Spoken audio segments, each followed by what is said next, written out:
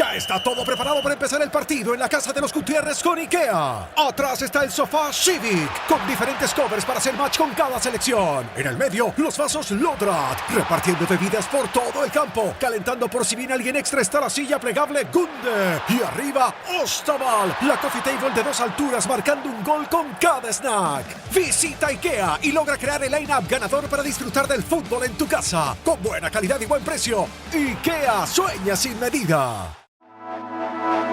Ser podcast. ¿Más vino, cariño? ¿Qué te ocurre? Te veo nervioso. ¿Yo? No. ¿Por qué lo dices? Llevas toda la cena mirando hacia todos lados, no paras de sudar y le has llamado cariño al camarero 4 veces. Que siempre no está tan bien aquí que... ¿No me vas a decir qué te ocurre? Verás, no es algo fácil de entender. No me vas a creer. Me estás asustando. No, yo... Por favor, dímelo. De acuerdo, allá va. En mi despacho hay una puerta diminuta que da a un agujero. Y ese agujero te lleva directamente dentro de Donald Trump.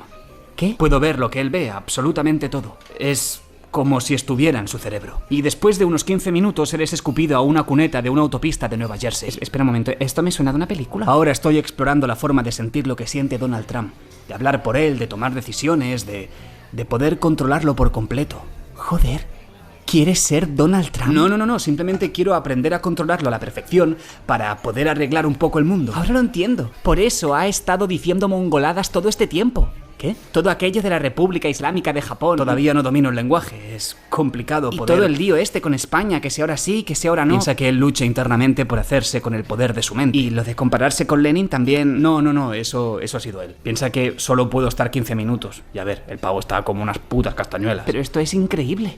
Se abren tantísimas posibilidades. Podemos cambiar el mundo. Tengo un plan, cariño. ¿Acabar con la guerra? ¿Detener el genocidio? Bueno, piensa que eso es un poco complicado. Entonces, no creo que hayas. Me temo que sí. ¿Vas a acabar con el capitalismo de raíz hundiendo por fin los Estados Unidos de América, abogando antes por un cambio mundial que apueste por apaciguar el cambio climático y promover la igualdad en el mundo? Bueno, más o menos. Es una forma de verlo, sí. Disculpen, caballeros, me presento, soy el maître. ¿Alguno de ustedes se llama María? Sí, soy yo. ¿Por qué? Me temo que fuera hay un show de drones y casas estadounidenses dibujando en el cielo su nombre con un corazón. Para ti, mi churra, que es lo que querían, ¿no?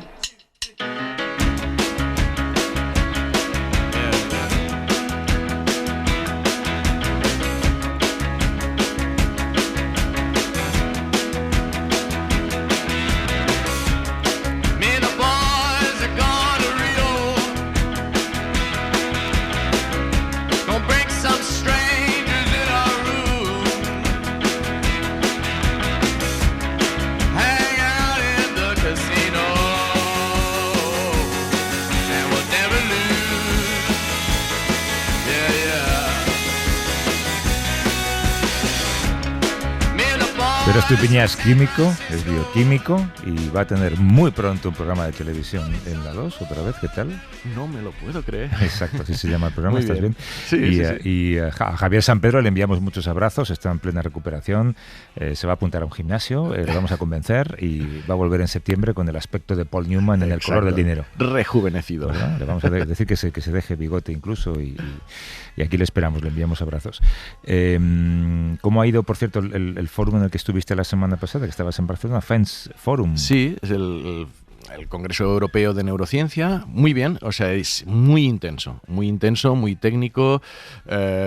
Hubo momentos donde me sentí un poco saturado por algunas sesiones que van mucho al detalle, pero es bonito, ¿eh? Demasiados chistes de neurocientíficos. Sí, bueno, chistes, alguno hubo, ¿no?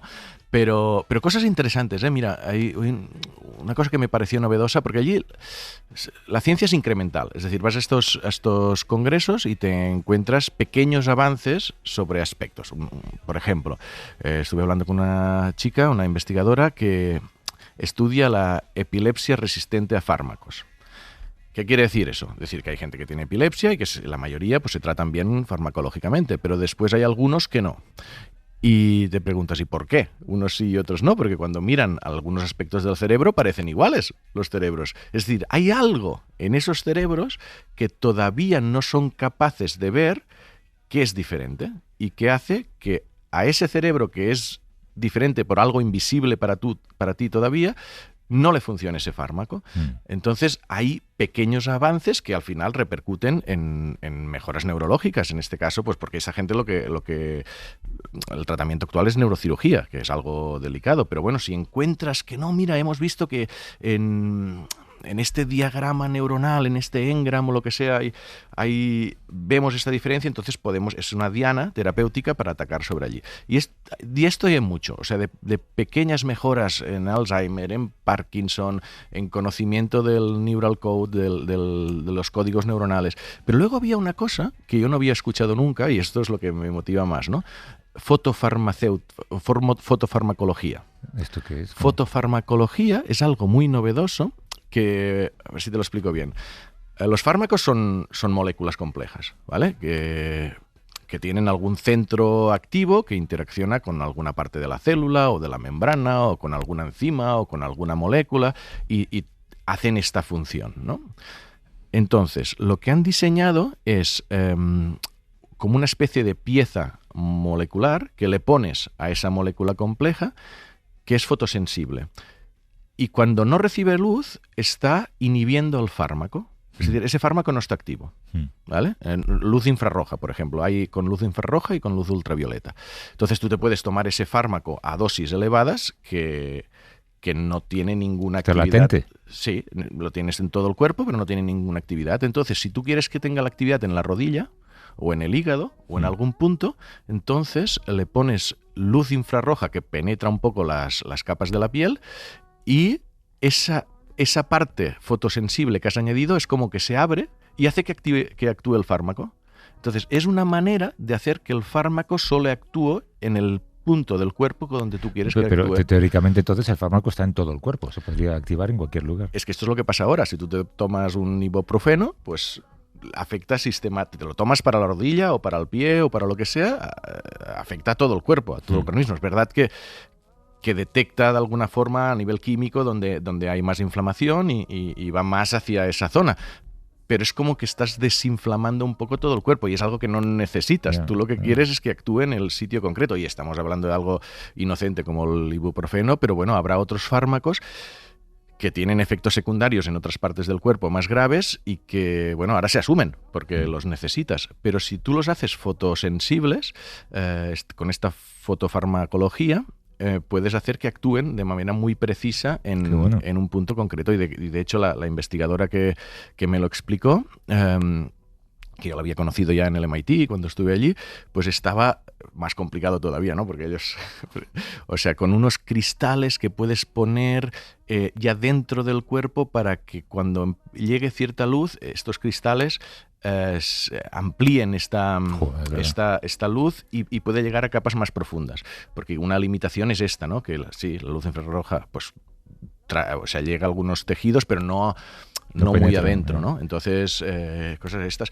No, y luego, en un congreso así te encuentras también, pues, cosas no solo científicas o relacionadas. Por ejemplo, había unas chicas que me vinieron a hablar, que conocían el programa, que son de la Carlos III, que son el único grado de licenciatura de neurociencias que hay en España, que lo empezaron hace un par de años y es una aventura interesante porque alguien para hacerse neurocientífico lo habitual es estudiar biología o estudiar bioquímica y luego pues especializarte con un doctorado en neurociencias y de repente eres neurocientífico. Pero ahora ya hay una licenciatura de grado específica de 4 años sobre neurociencia en la Carlos III, que son pocos alumnos y hay muchísima demanda, pero algo bonito. Y luego también que tuvimos aquí en el programa, no sé si te acuerdas, a Elisette Menéndez de la Prida, que es la directora del Instituto Cajal de Neurociencias, que trabajaba en eso del Tiempo había publicado ese libro sobre cómo interpretamos el tiempo, que estaba eufórica porque le habían dado un advance grant de la... Eso es un dinero, ¿eh? Sí, entre 2 y 3 millones, no me lo dijo ella, pero sé que son entre 2 y 3 millones de euros por 5 años. Y claro, estos son los grandes premios de los científicos, ¿no? Estaría bonito traer a alumnos de ese curso, el año que viene lo hacemos, ¿no? Sí. Que nos cuenten qué es lo que van a sanar, qué es lo que van a curar cuando sean mayores, ¿no? Bueno, claro, este es un punto interesante. Son más neurocientíficos que neurólogos. Obviamente se toca todo, ¿no? Pero... Porque claro, la carrera de medicina sí que te puedes especializar en neurología y en neurocirugía y es la parte más médica. Ellos están más enfocados a la investigación y después, claro, llegar a la parte terapéutica no creo que lleguen. Pero no, es un mundo fascinante esto del cerebro. Que por cierto, la invitada que tuvimos, que además tuvimos una conversación fantástica con ella, la neurocientífica Mara Diersen, nos contó, neurobióloga era, ¿no? Sí. Neurobióloga. Nos contó que también tenían una banda, un grupo de música de neurobiólogas.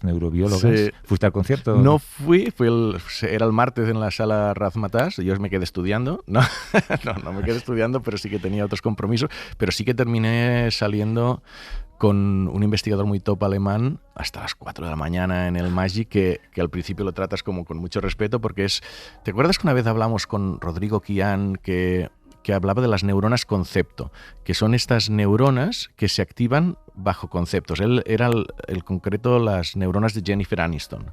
Esto quizás sí que te suena. Me suena, ya me acuerdo. Sí, que cuando, sí. Y es interesante, ¿eh? O sea, son unas neuronas porque ellos lo que hacen es que utilizan pacientes que tienes que poner electrodos en la cabeza para medir crisis epilépticas y tienes que dejarlos como 2 semanas en observación hasta que tengan una crisis epiléptica y el electrodo registre, decir, ¿es aquí o es allá? Entonces dices, bueno, ya que tengo un paciente con un electrodo en la cabeza, voy a medir, voy a hacer experimentos con él y le voy a pedir cosas y veo... Lo que hacen es poder registrar neuronas individuales con electrodos, que esto desde fuera de la cabeza no se puede hacer. Entonces, él vio que cuando tú le enseñas una foto de Jennifer Aniston a alguien, se activa una neurona. Pero es que cuando le hablas de Jennifer Aniston, también. O cuando creas el concepto de Jennifer Aniston, también. ¿Qué dirías? A priori podrías pensar, no, cuando ves la foto sería alguna neurona de la corteza visual. Cuando la escuchas sería alguna de la corteza auditiva. Y que también se activan. Pero hay unas concretas donde está codificado el concepto mental que tenemos de Jennifer Aniston. Entonces, este investigador alemán creo que lo había hecho también con olores y con diferentes, o sea, el olor de banana. Y me acuerdo que le pregunté, pero entonces, por ejemplo, el olor de banana, o sea, la neurona que codifica el olor de banana, o sea, ya nacemos con ella preparada para registrar el olor de banana o la primera vez que olemos a banana, entonces hay unas neuronas que allí hay por neuroplasticidad o lo que sea, dices, allí se quedan. Y me dijo, no lo sabemos. Y ni especuló, ¿sabes? No, es que esto no lo sabemos, póngame otra, ¿no? Porque eran las 4 de la mañana. Sí, bueno, terminó. ¿Es alemán, dices? Sí, pero además, si alguien se pone a buscar... No hay tantos científicos en este campo, o sea que podría encontrarlo fácilmente, entonces no voy a decir cómo terminó la noche, pero sí, no, interesantísimo todo. Oye, un par de cosas que quería comentar contigo. Una que nos ha llamado mucho la atención, se ha publicado en varias webs científicas, hablan de los romances con sistemas de inteligencia artificial. Hay un estudio del Instituto Ingenio, que es un centro mixto del CSIC y de la Universidad Politécnica de Valencia, que muestra que las relaciones con sistemas de inteligencia artificial pueden evolucionar desde conversaciones normales, que es supongo lo que tenemos muchos, sobre los temas que estás indagando a lo mejor, pero también pueden desembocar en vínculos de gran intimidad emocional, incluso dependencia afectiva. Y hay un dato que a mí me parece brutal, y es 1 de cada 3 hombres jóvenes acepta haber tenido una cita con una pareja virtual, con una pareja de inteligencia artificial, una cita virtual, lógicamente. Cada mes se registran 70.000 búsquedas en Internet relacionadas con este tipo de relaciones. Sí. Bueno, es que yo no sé cómo interpretar estas cosas, porque por un lado, no sé tú qué piensas, Javier, pero suena a deshumanización. Sí. ¿sabes? A mí me suena soledad también. Soledad, sí, sin duda. Pues si no tienes un humano a mano, pues tiras de la máquina. Pero el tema es cuando llegas a preferir la máquina que el humano. Porque dirás, es que me responde siempre a mi gusto. Me da la razón. Está cuando yo lo necesito. Entonces, da la sensación que vamos hacia ahí. Yo me acuerdo cuando estuve en el MIT que había una socióloga que se llama Sherry Turkle, que es la primera que empezó a investigar las relaciones psicológicas que establecemos no con la IA, porque en ese momento no estaba, pero con los videojuegos, con lo que empezaban a ser robots sociales. Y hizo unos estudios con los tamagotchis, que la gente les cuidaba y tal. Sí. Acuérdate de MySpace, la gente que vivía en ese entorno virtual. Claro, y entonces ella lo que observaba es que al principio parece algo de niños, ¿no? Que el niño le coge cariño al videojuego y se enfada cuando le matan, pero si no se ha muerto, que es un videojuego, pero siente esa tristeza, y después empezó a hacer experimentos con humanos, con adultos, perdona, y empezó a ver que sí que creamos estos vínculos afectivos más sólidos de lo que parece. Ella llamaba, con los robots sociales, que les ponían caras humanoides y expresiones faciales, les llamaba los botones darwinianos, los Darwinian buttons. O sea, tú tienes un robot que expresa emociones y para tu cerebro, para una parte de tu cerebro, lo que ve es unos ojos que se abren, una boca que sonríe y te genera esa reacción emocional. Y poco a poco le vas creando un vínculo afectivo. Y es lo que ahora está pasando con la IA y este estudio. Este estudio es súper interesante, es pequeño, porque son 17 personas que han seguido, y luego hay toda esta referencia bibliográfica, pero no es que haya descubierto nada nuevo este estudio, pero sí que confirma eso, que hay una serie de fases donde tú primero empiezas a hablar con un agente de inteligencia artificial por entretenimiento o por curiosidad, que es lo que hacemos. O sea, yo ahora estoy hablando últimamente con un agente que me enseña francés, ¿vale? Pues ya después de verano ya hablaremos de por qué. Y estás de manera práctica, le preguntas cosas, pero hay un momento que es como que le generas un poco de vínculo. Le preguntas, ¿y tú qué piensas de esto? Yeah. ¿No? Entonces, lo que ha visto este estudio es que primero es curiosidad, es entretenimiento, pero después se empiezan a generar como unas dinámicas parecidas a las dinámicas de pareja, ¿no? De preguntar opinión, preguntar incluso permiso para hacer estas cosas, preguntar tú qué tal estás, y eso va generando ese vínculo inconsciente y hasta fases como momentos de ruptura, ¿no? Donde por lo que sea ese agente desaparece o echas de menos, y luego de exclusividad. Vio que hay algunas personas que utilizan varios agentes a la vez, pero algunas que no, que prefieren ese y porque genera ese vínculo. Bueno, hay además un nicho de mercado tremendo para empresas que detecten estas carencias de la sociedad, ¿no? Pero fíjate, insisto, a mí lo que me asusta un poco, porque esta Sherry Turkle con los robots emocionales, lo que sustituyen son a las mascotas. Por ejemplo, en un hospital donde no puedes tener un perro o en casa tal, tendremos robots que serán con forma de perro, forma de foca, forma de lo que sea, que además tendrán cámaras que nos vigilarán y hablarán con nosotros, nos darán compañía, si te caes avisarán al médico, etc. Y empezaba a haber personas que decían, no, es que yo prefiero el robot al perro, porque no hace caca, no le alimento, es mejor en muchos sentidos. Aquí es donde está el punto delicado de... Para alguien, por lo menos que tenemos ya cierta edad, nos parece como menos humano, no sé. Pero oye, tú eres, esta es una cosa que sale todos los veranos, ¿tú eres de los que te pican los mosquitos o le pican a la persona que está a tu lado? Más a mi lado. Sí. A mí me pican, obviamente. ¿Y sabes por qué pasa esto? Sí, había un estudio esta semana que también hacía una recopilación de cosas. El factor más diferencial es el olor corporal, es decir, los mosquitos lo primero que detectan es CO2, de un animal que respira y exhala CO2. Esto es lo que les hace acercarse. Después tienen que distinguir que no es un coche, claro. Entonces utilizan algo de visión y luego hay otra señal, cuando ya están más cerca, es calor y humedad. La calor y humedad les hace percibir que allí es una persona o un animal, y entonces ya hay unos compuestos volátiles, es toda una combinación de señales químicas que le indican a que esa persona merece ser picada. Entonces el tema del olor corporal parece que sea la clave para distinguir entre una persona y otra. Olor como compuestos volátiles, o sea, si estás más sudado, si estás más húmedo y si emites más compuestos volátiles, pues es más fácil. Pero esto es cuando están ya más cerca, que te pican. Y luego también está la reacción, que no todo el mundo reacciona igual a la misma picadura. Yeah. Pues hay gente que, igual a mí, yo creo que no es que no me piquen tanto, sino es que mi organismo no genera tanta... Ni te enteras siquiera, ¿no? No te sale pues algunas cosas, mira que soy del Delta del Ebre, allí mosquitos, sí. Cuando dejan de fumigar... Hay una cosa interesante, pican las hembras de los mosquitos. No, ¿Se lo sabías? ¿No los machos? No lo sabía. No, pues tanto hembras como mosquitos comen néctar, lo que sea, pero las hembras cuando necesitan reproducirse pican para coger proteínas y compuestos químicos de... O sea, que nunca deberíamos decir me ha picado un mosquito, me ha picado una mosquita. Exacto. Bueno, pues ya hemos aprendido. Oye, otra cosa, también esto creo que lo vimos en The Guardian, y es una enfermedad que se consideraba la enfermedad de los reyes. Sí. ¿Sabes? Está retratada en cuadros, ¿no? Que es la gota.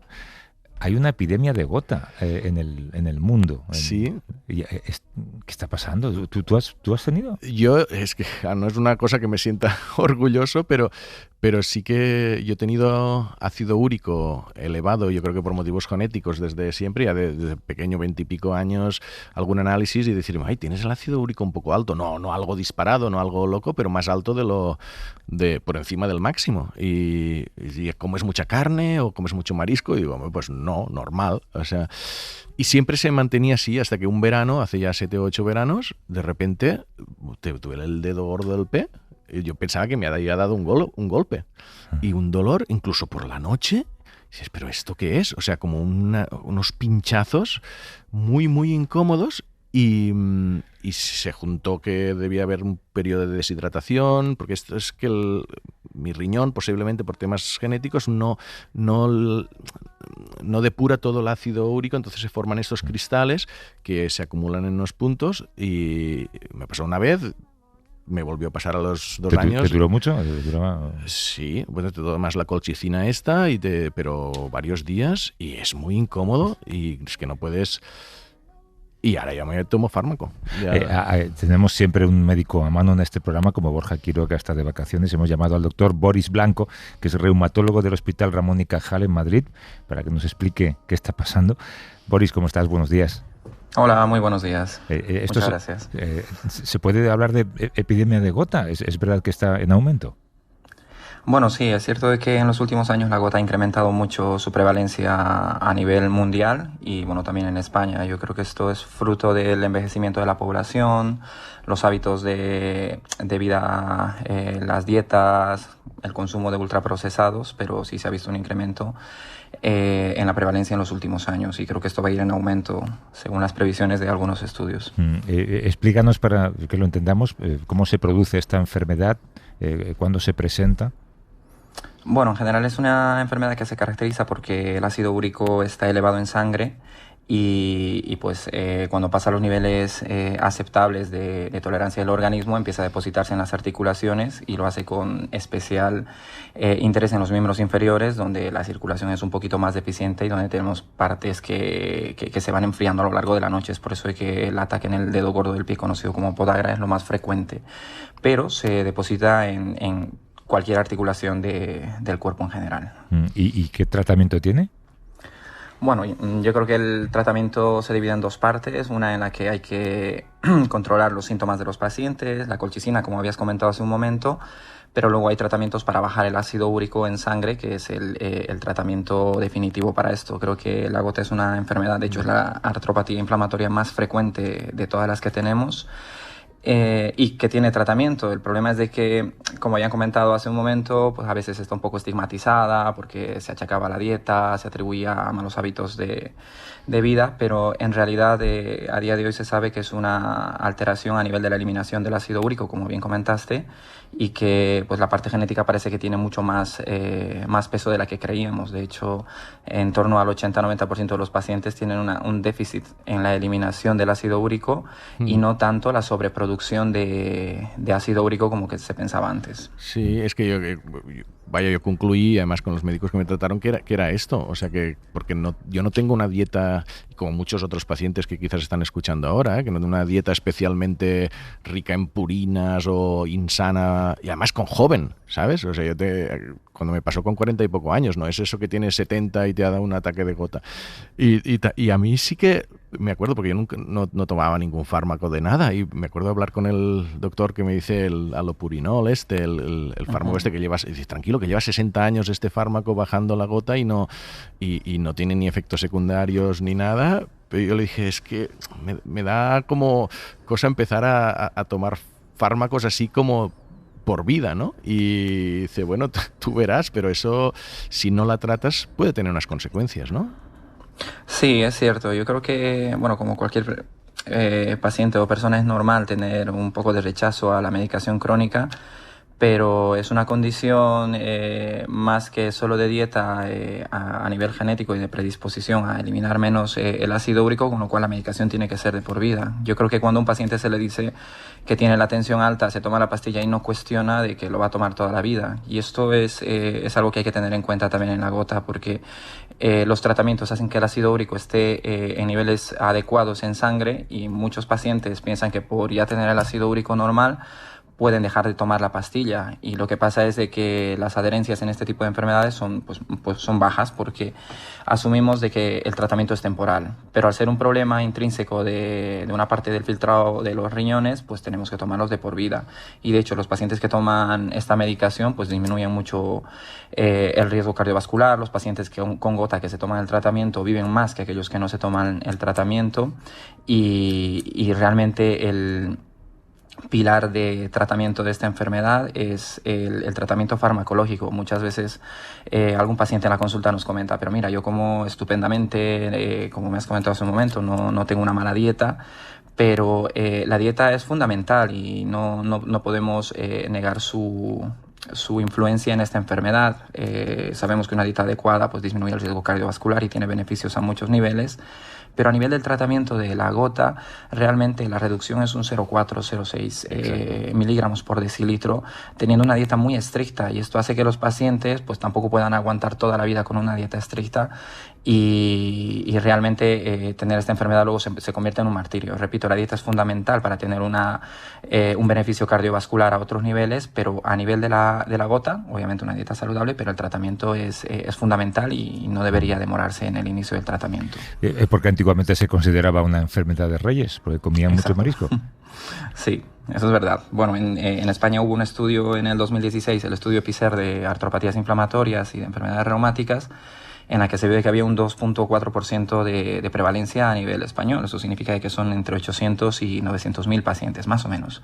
Y obviamente, rey solo hay uno y pacientes hay miles. Entonces, yo creo que tenemos que dejar ese estigma de antes, porque ahora conocemos más de la enfermedad y pues tenemos la suerte de contar con médicos de primaria, nefrólogos, gente que nos ayuda a poner tratamiento a estos pacientes, y sobre todo en atención primaria los abordajes en muchos sitios son correctos, y la relación que tenemos con ellos es de muy buena calidad. Esto en beneficio de todos los pacientes, porque obviamente tienen mucho más acceso a la primaria que a la consulta especializada de los hospitales. Claro. Boris Blanco, que es reumatólogo en el Hospital Universitario Ramón y Cajal. Gracias, Boris, cuídate mucho. Gracias por un placer, muchas gracias. Pues ya lo sabes, pero la medicación.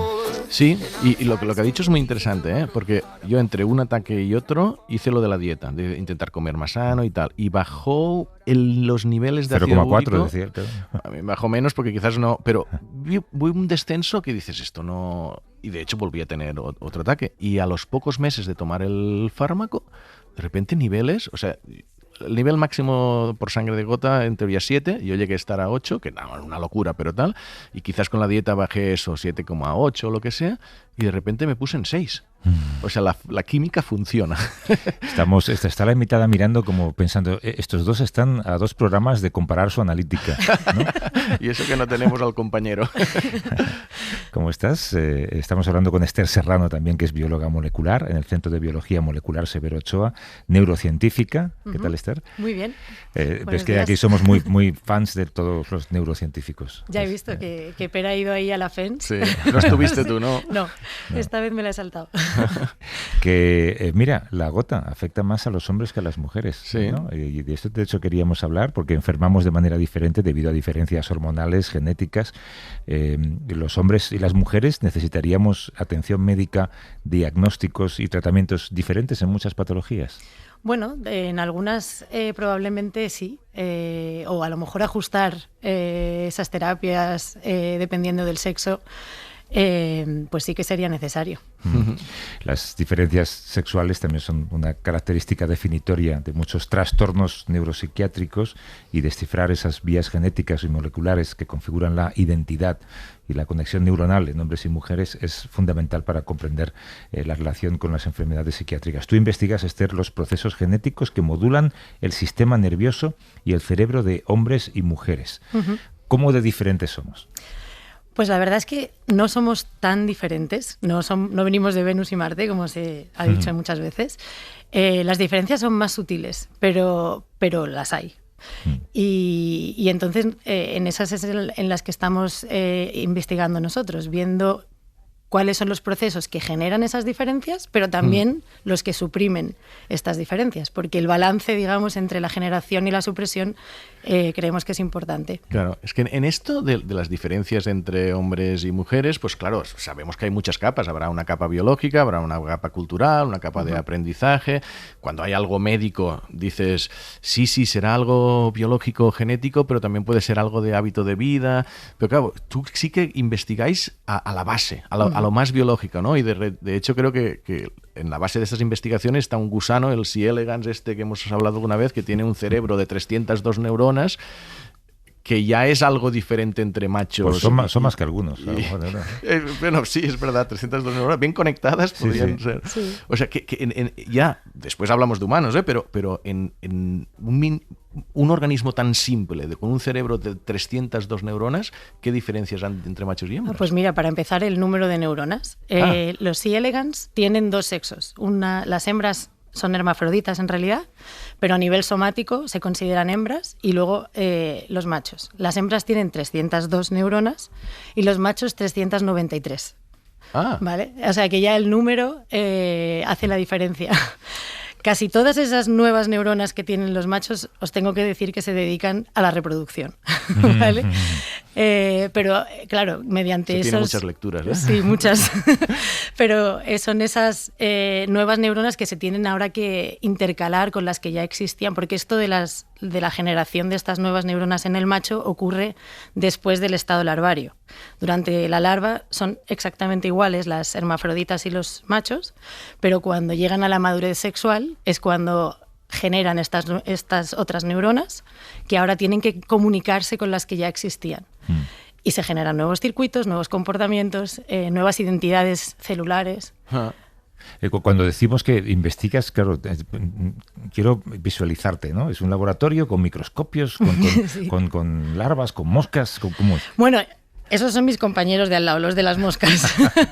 En el CDM tenemos, utilizamos varios modelos, organismos modelo. En mi caso, durante mi postdoc en Columbia, en Nueva York, utilizábamos gusanos, los tenemos en plaquitas de agar, los miramos a través de microscopios porque efectivamente son gusanos microscópicos, pero ahora trabajamos con ratones como modelo. El ratón nos ofrece unas ventajas genéticas que no podemos utilizar en otros modelos. Y en nuestro caso, además, es muy pertinente porque la arquitectura del cerebro es muy parecida a la del humano y además tiene un sistema sexual, de determinación sexual muy parecido al humano. Pero también tenemos otros modelos cada vez más, que son estos mini cerebros que se llaman organoides, que intentan mimetizar unas pequeñas etapas de desarrollo del cerebro humano. Entonces sí, tenemos microscopios, máquinas de PCRs, que se oía mucho durante el COVID. ¿Y qué es un sistema de determinación sexual?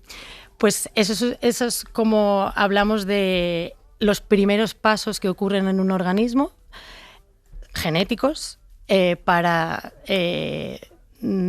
darle la información al organismo de qué sexo va a tener. En mamíferos, por ejemplo, tenemos pues eso, 2 sexos. Todas las células del organismo van a tener una dotación cromosómica XX en el caso de las hembras, XY en el caso de los machos.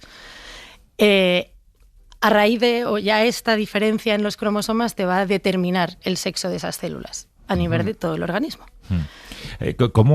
Porque hay algunas enfermedades, sobre todo enfermedades neuronales, que afectan más a un sexo que a otras. Pues si te contestara esa pregunta, claro, ya no te habría cerrado el laboratorio. Te darían el Nobel. Pero... No se sabe todavía. Por ejemplo, el autismo es el más claro, ¿no? Que dices, sí, igual hay 13 veces más en hombres que mujeres. Pues, por ejemplo, en las enfermedades de neurodesarrollo, como el autismo, como el TDAH, no sabemos muy bien por qué hay una mayor prevalencia de un sexo que otro. Y digo de neurodesarrollo, que lo que significa es que ocurre muy temprano en la vida de la gente, ¿no? Y ahí es muy difícil entender si el sesgo sexual viene por hormonas, viene determinado por genes, cómo interaccionan estos dos factores, con los cromosomas sexuales también. Entonces, no está claro, no está muy claro cuál es el origen de estas diferencias. ¿Cómo de lejos estamos, no ya de curar enfermedades como el Alzheimer, sino saber quién la va a desarrollar en el futuro? Buena pregunta. La verdad que para eso tendríamos que tener un conocimiento a nivel genético de interacciones entre genes y todas estas otras variantes que estamos diciendo, genética no solo, pero también cultura, sociedad, para poder llegar a esa predicción. No te sabría contestar cómo de lejos estamos. Porque las diferencias...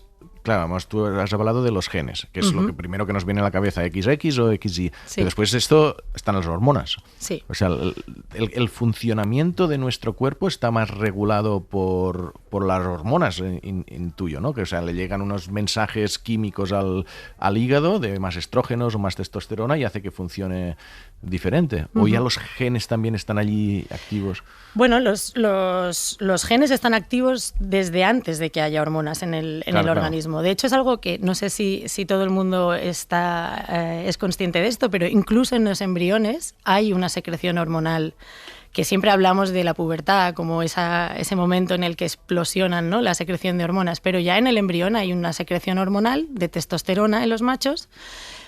Lo interesante además es que en el cerebro actúa transformándose en estrógeno, pero bueno, no me voy a desviar de la pregunta.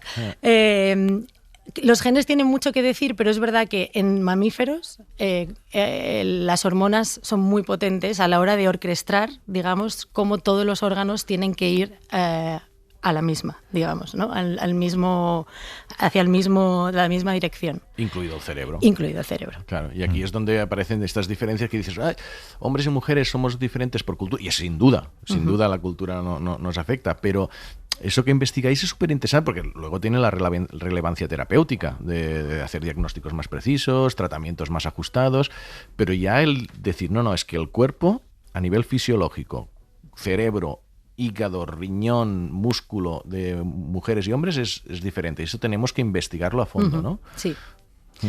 Sí, desde luego, vamos, yo creo que desde hace muy poquitos años estamos obligados en investigación básica, desde 2016 más o menos, estamos obligados a incorporar en nuestros estudios los dos sexos. O sea, imaginaos, hasta hace muy poco tiempo se argumentaba que la variabilidad que otorgaba el ciclo menstrual de las hembras perjudicaba a la homogeneidad de los estudios y se eliminaban del estudio. Entonces, claro, nos perdíamos. Nosotros estamos viendo cosas que no anticipábamos simplemente por comparar los dos sexos. Sí. Y claro, mucha gente, podremos argumentar también que la financiación no es lo suficientemente boyante como para duplicar igual tu tamaño muestral, pero es absolutamente necesario incluir los dos sexos y te encuentras muchas sorpresas. ¿Pero te has encontrado alguna resistencia? Hay una idea muy constructivista, ¿no? De que el género es algo de construcción social, no tiene nada tanto que ver con la biología. Y tú investigas estas diferencias. ¿A nivel cultural has visto alguna resistencia a esto? No, a nivel cultural yo diría que a todo el mundo le parece súper interesante, pero cuando ya hablas con algún colega y le dices, ¿pero has mirado hembras? Te dicen, uff. Entonces, no hay resistencia, digamos, ideológica, yo no la he encontrado, pero bueno, cuesta. Una dejadez entonces, ¿no? Una inercia. Como digo, se complica mucho la cosa a veces cuando tienes que pues trabajar con sexos, sí, con los dos sexos. Pero entonces, si hay una infrainvestigación, también habrá un infradiagnóstico. Totalmente. El caso, yo creo que últimamente, porque nosotros estamos ahora interaccionando con médicos que trabajan en TDAH, y hablando con este doctor, Hilario Blasco, me comentaba que claro, las niñas se infradiagnostican del trastorno TDAH. Y esto lo que conlleva es un infratratamiento, que al final se traduce en que las mujeres en edad más avanzada tienen muchísimos más problemas de ansiedad, de autolesiones, incluso de intentos de suicidio.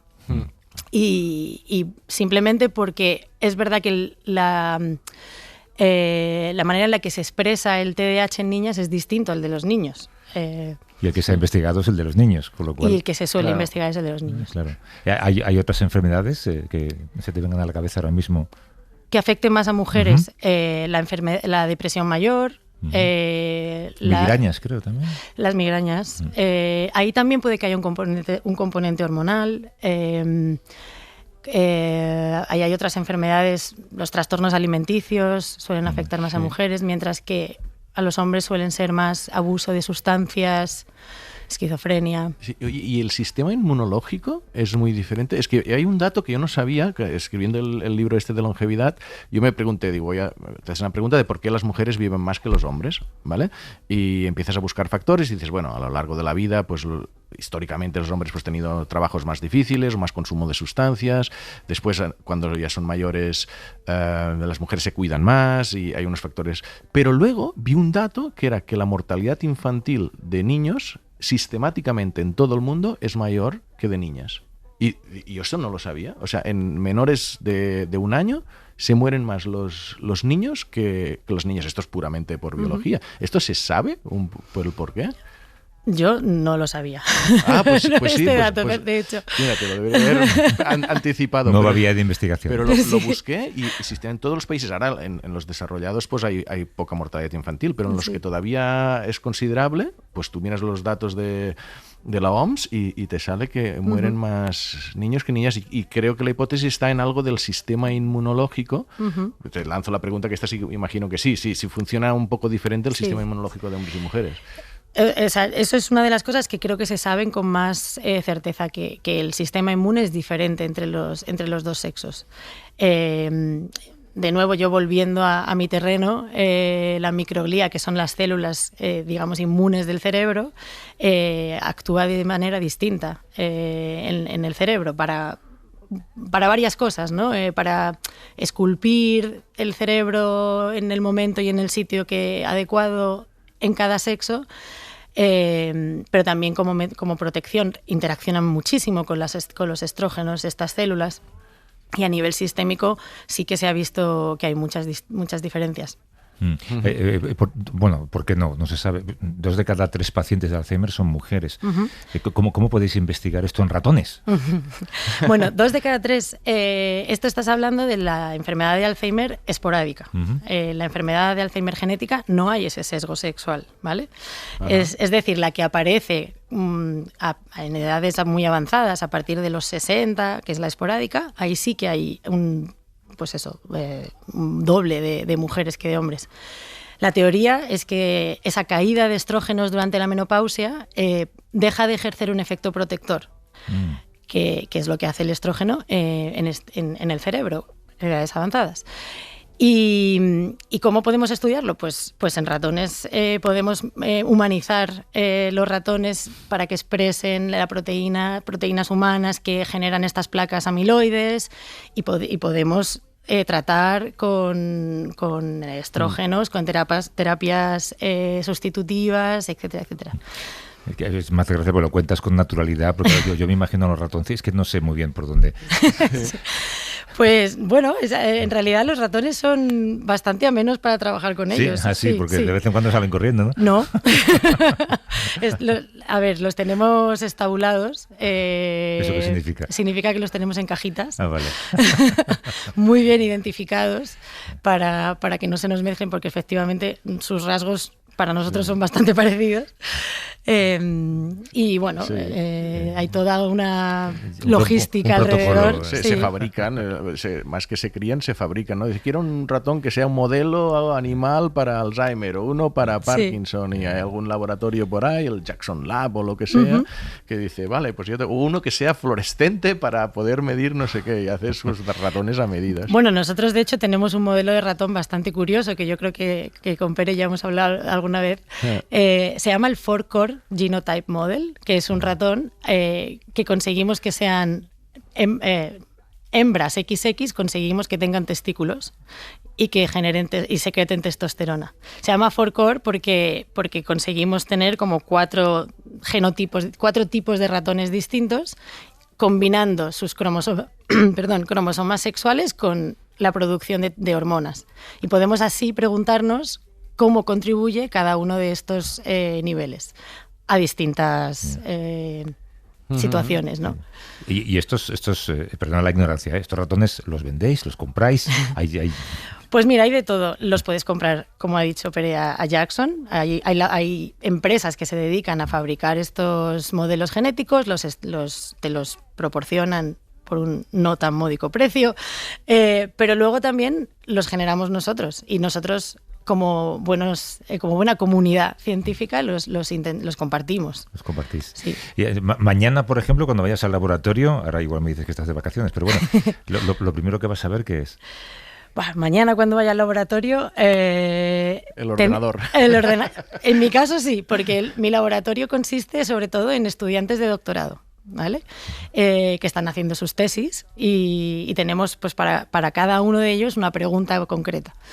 Hay una persona en el laboratorio, una chica que está estudiando cómo un gen podría estar modificando los procesos muy tempranos de generación de la corteza humana. Pero claro, como os he dicho antes, no podemos trabajar con cortezas y con embriones humanos, entonces estamos haciendo estos pequeños organoides, estos pequeños cerebritos en una placa, y la pregunta es, si le quitamos el gen, ¿qué le pasa a estas células, a estos organoides? ¿Se generan igual o no? Y la pregunta ya más interesante es, ¿y si son células humanas XX y le quitamos el gen? ¿O y si son XY de machos y se lo quitamos? ¿Hay diferencias en cómo se van procesando? ¿Y las hay? No lo sé todavía. Por eso el lunes tengo el martes. Sí. Y la transferencia luego, porque claro, pues, en última instancia, eso es interesante de por sí, entender esas diferencias fisiológicas, y la ciencia es conocimiento, después de conocimientos se termina aplicando en cosas. Pero cuanto más rápido, mejor también, sí. ¿Vale? O sea, porque las diferencias terapéuticas, etcétera, existen en los hospitales. ¿Vosotros del laboratorio salís a decir, cuando descubrís alguna cosita, o veis, aunque no sea vosotros, en papers, que se sabe algo que los clínicos en los hospitales todavía no están haciendo? ¿Hay esa transferencia activa? Pues eso es precisamente, yo creo, la tarea pendiente, que seamos un poquito más translacionales. Yo creo que todas las políticas hoy en día de financiación están tirando en esta línea. Y efectivamente, nosotros, por ejemplo, en nuestro instituto ahora tenemos a una persona que está detrás de nosotros en plan de, pero has descubierto algo que puedas monetizar, que pueda implicarse en la clínica. O, por ejemplo, nosotros ahora hemos pedido un proyecto europeo en el que se fomenta muchísimo que hables con clínicos, que les cuentes a los clínicos tu investigación, y entre todos yo creo que llegamos a estas... Sí. Bueno, el factor dinero está siempre por ahí sobrevolando. Un poco, ¿no? Sí. Oye, tengo la tentación de preguntarte por la ley del concebido no nacido. Pero no lo voy a hacer. No lo hagas, porque no te sabría decir, Bueno, aparte de mi opinión personal. Por eso, Esther Serrano, bióloga molecular en el Centro de Biología Molecular Severo Ochoa, neurocientífica. Gracias por venir, Esther. Muchas gracias a vosotros. Y la temporada que viene igual te llamamos para ver cómo van. Perfecto. ¿No? Y Pera Estupiñá, te seguimos escuchando cada domingo por la tarde, ¿no? A las 18:30 durante el verano. Hoy a las tenemos 6:30. una nutricionista, Dolores Corella, importantísima, y a Manuela Carmena. El que quiera vivir 100 años, que escuche a Pera. Hasta luego, Pera. Chao.